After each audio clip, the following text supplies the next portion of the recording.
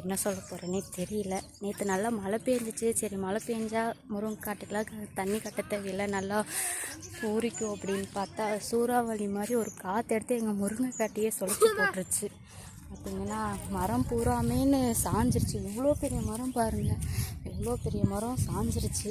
இந்த மரம் மட்டும் இல்லை, பாதிக்கு பாதி மரம் தாவோட கிளையோட சின்ன மரம்லாம் அப்படியே வேரோட சாஞ்சிருச்சு. என்ன பண்ண போகிறோம்னு தெரியல.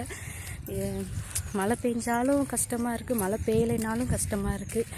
விவசாயிகளுக்கு எப்படி தான் என்ன பண்ணுறதுன்னே தெரியல. சூறாவளி மாதிரி ஒரு காற்று வந்து காட்டையே சொலிச்சு போட்டுருச்சு. இந்த அழகாக பிஞ்சு பூவோடு பூத்து குளிர்ந்துட்டு இருந்துச்சு மரம். சரி பூ அதிகமாக இருக்குது, காய்பிடிப்பு அதிகமாக இருக்கும், ரேட் வரும் அப்படின்னு விவசாயெல்லாம் நம்பிட்டு இருந்தால் மழை பெஞ்சு காற்றடிச்சு எல்லாத்தையுமே கவுத்து விட்டுருச்சு. நண்பன் மழைன்னு பார்த்தா அதுக்கு எதிராகவே காற்று இருக்குது. காற்று இல்லாமல் மழை மட்டும் பெஞ்சிருந்தா நல்லா பூத்து குலுங்கின மரமெல்லாம் சாயாமல் இருந்திருக்கும். எல்லா மரமும் பார்த்திங்கன்னா சாஞ்சிருச்சு.